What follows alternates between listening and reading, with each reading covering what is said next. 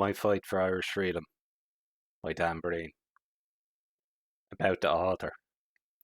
Dan Breen, the author of My Fight for Irish Freedom, was a renowned Irish revolutionary and political figure. Born in 1894, Breen played a crucial role in the Irish War of Independence, fighting for the independence and self-determination of Ireland. As an author, Breen provides a first-hand account of his remarkable experiences and unyielding commitment to the cause of Irish freedom. His memoir offers readers a unique glimpse into the motivations, struggles, and triumphs of a revolutionary during a pivotal period in Irish history. The author's writing reflects his deep passion for the Irish cause and his unwavering dedication to the fight against British rule. Through his powerful storytelling, he shares the harrowing tales of armed resistance, clandestine operations, and personal sacrifices made by himself and his fellow revolutionaries. Introduction. My Fight for Irish Freedom by Commandant General Dan Breen of the 3rd Tipperary Brigade is a story written in the plain, unaffected language of one of Ireland's bravest and most devoted sons. Many of Ireland's great champions passed away from this world without leaving any authentic record of the battles in which they took part, save that which tradition handed on from generation to generation. As time passed, many of the most important phases of the stories thus transmitted were forgotten, and in some cases additions were made, which gave certain of the tales a mythical rather than a historical character. An authentic historical record by Cú Chulainn himself, if discovered today, would create a greater world interest than has the discovery of the tomb of the pharaohs. The author and principal actor in this dramatic story was born and reared in Tipperary. He had no military knowledge whatever until he joined the Irish Volunteers. Gallant young men of the type of Dan Breen had been for generations drifting away from their native land. Their natural military genius and daring found outlet in the armies of France and Spain, where, on our foreign lands, from Dunkirk to Belgrade, lie the soldiers and chiefs of the Irish Brigade. Washington appreciated in full the valour of his Irish emigrant soldiers, as he afterwards proved by conceding to them equal status with the native-born Americans.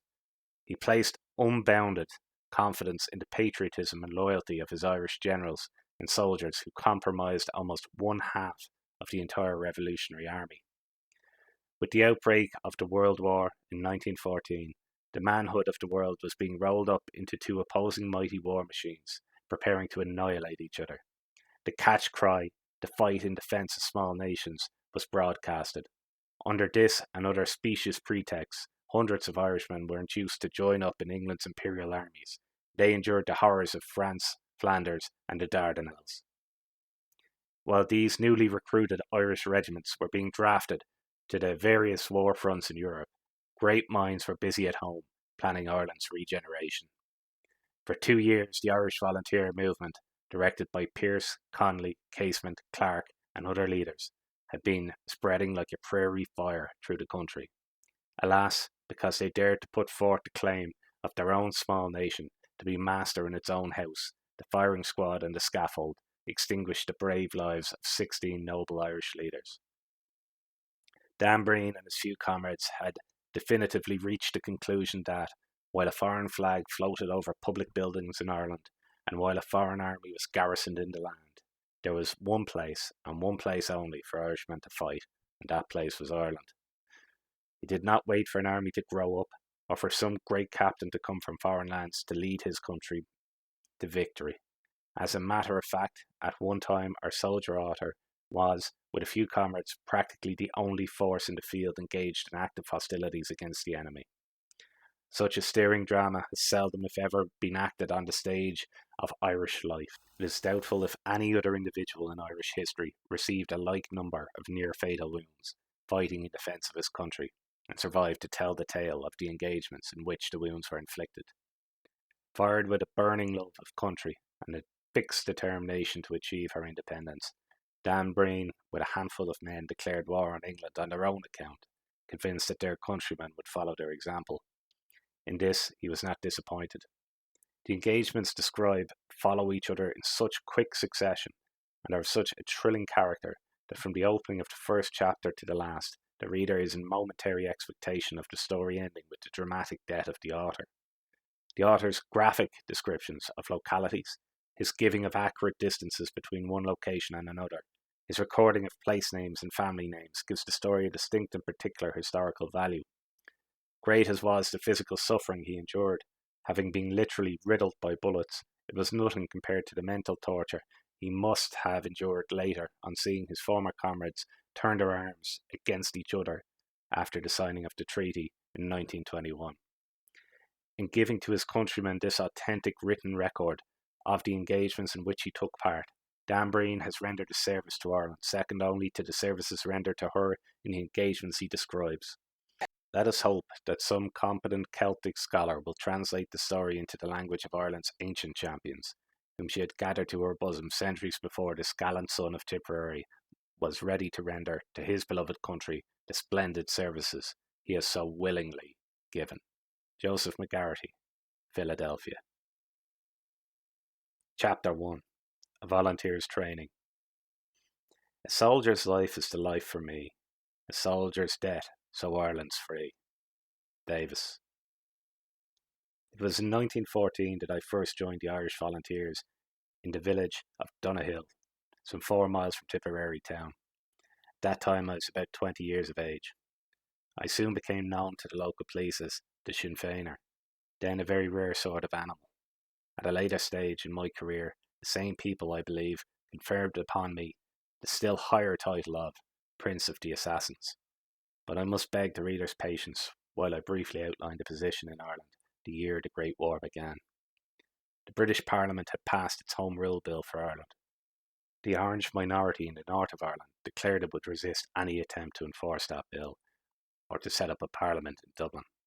Supported financially and morally by the wealthiest section of the English Tory party, the Orangemen openly organised, drilled and armed a volunteer army to defy the British Parliament. At this time, Sinn Féin, as a political policy, was little known outside of Dublin City. The spokesmen of the great majority of the Irish people were the parliamentarians led by John Redmond.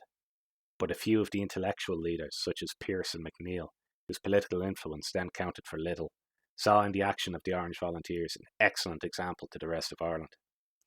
They called on the nationalists to form a volunteer army. The tradition of the Fenians still lived. Many who cared little for the Home Rule Bill saw that we now had got the opportunity for which they wished. Ireland answered the call, and when the Great War broke out, there were in Ireland 3 armies, though very different in equipment and in outlook. One was the British Army of Occupation, the other was the Orange Volunteer Army in the north, and the third was the Irish Volunteer Force. Consequently, when the Great War broke out, Redmond and his followers threw in their lot with the British and appealed for recruits for the British Army. The Orange Volunteers, too, were in wholehearted sympathy with the British cause. The Irish Volunteers, for a time, were split and disorganised. Thousands joined the British Army, but a small number remained doggedly neutral and loyal to Ireland alone. That small number was not deceived by England's cant of fighting for small nations and for the sanctity of treaties. They were those who believed in an independent Ireland, and as their best speakers were supporters of the political programme of Sinn Féin, they all gradually became known as Sinn Féin Volunteers. Our little band at Donahill was part of this small minority. We did not give much heed to John Redmond's call to join the British Army. We continued to drill and train openly, and hoped that the time would come when we might get our chance to strike a blow at the only enemy we recognised, England. As the war developed, we were closely watched by the police. We were known as pro-Germans. The majority of the people, carried away by the campaign of lies and calamity in the press, were in favour of England, as against Germany in the war. The aristocracy and the wealthiest merchants and farmers generally supported the movements that were started to provide comforts for the British soldiers in the trenches. But we of the Irish Volunteers, henceforth using that term, I must be understood to mean those who declined to take England's side in the war, stood aloof. It was then that I came into disfavour with the police for my refusal to support their funds for providing comforts for soldiers. I was an employee of the Great Southern and Western Railway, and I have no doubt that they acquainted my superiors with what they regarded as my disloyal tendencies. It is necessary to explain the nature of this police force. The Royal Irish Constabulary, a body that is now passed into history, was not a police force in the sense understood in other countries. It was a semi-military force trained to the use of arms and provided with carbines and rifles. As crime in the ordinary sense was practically unknown in Ireland, the main duty of these men was to spy upon volunteers and others working for an independent Ireland. They were known to report even sermons delivered by Irish priests. In all, there were about 10,000 of these police in the country, scattered in small garrisons of 2 to 10 or 20 men, according to the size of the village or town in which they were located. Sprung as they were, for the most part, from Irish nationalist families, they were the brain of England's garrison in Ireland, for they knew the people and they got the information without which England's 40,000 troops, ignorant alike of the country, its people, and its history, would have been of little use. I now resume my narrative. From the outbreak of the Great War, I still continued my daily work, took no more active part than any other private in the local company of the Irish Volunteers. We met and drilled a few times a week, and tried to pick up a rifle or revolver now and again, for the volunteers generally had very few arms at that time. Thus we continued our routine through 1915 and up to April 1916. With the insurrection of 1916, I do not propose to deal here, except to say that owing to the confusion of orders and counter-orders, the men of Tipperary got no chance of having their mettle tested. I must, however, remark upon a coincidence in connection with our plans. Part of the duty of the volunteers in my district was to have been destroying an important line of railway communications. For that purpose, we were to have seized a quantity of gelignite, then stored by the County Council for blasting purposes in a neighbouring quarry. That quarry was Solohead Beg, where 3 years later, my comrades and I received our baptism of fire. The rising of 1916 changed our whole outlook. The people who had scoffed and sneered at the Sinn Féiners before now swung round to our side. But our military organisation had collapsed. Thousands of our men all over the country were seized and deported to England. The British forces, both police and military, seized what arms they could lay their hands on. We could no longer drill and parade in public. Our organisation had been solemnly proclaimed by the British to be an illegal body. For a time we were in confusion and despair. It was only for a very short time, however, for within a few months those who had escaped the meshes of the English military net after the rising had actually held 2 secret conventions in Dublin to reorganise the volunteers. After a few months, we set to work again. My neighbour and comrade, John Tracy, and I decided to make a fresh start and to put our volunteer company at work once more. This time, of course, we could not do it openly. We had to work in secret. As it was now considered dangerous to have anything to do with the Irish Volunteers, our numbers were small, but we had better and more determined men. For a while indeed, there were only 3 of us. We met in a little wood after our work twice a week, so we struggled on until May 1917, when our company had grown to be 13 strong. Not a man of us possessed any military knowledge, and those in the neighbourhood that could instruct us had either joined the British Army or could not be trusted to take the risks. Still, we got on very well at physical drill, scouting, signalling, revolver practice, close order drill, and such work. We had to rely mainly on bookwork, and by a strange irony, the books we found most handy were the official texts supplied by the British troops, the men we were preparing to meet. Of course, we made mistakes now and again, but our earnestness surmounted many difficulties. Besides, we were often innocent spectators of British drill manoeuvres in the locality, and I can assure you we kept our eyes and ears open for tips. If the chance of picking up an odd revolver came our way, we managed to find the money somehow and added to our little supply of munitions. The best tribute to our success in the art of military education was paid by the officials of the British government, who at a later stage described our little band as the crack shots of the IRA. In passing, it is well to observe that we ourselves learned that anything in the nature of official statements issued from the British military headquarters at Parkgate Street, Dublin, or from the civil authorities at Dublin Castle, should always be digested with a considerable quantity of salt.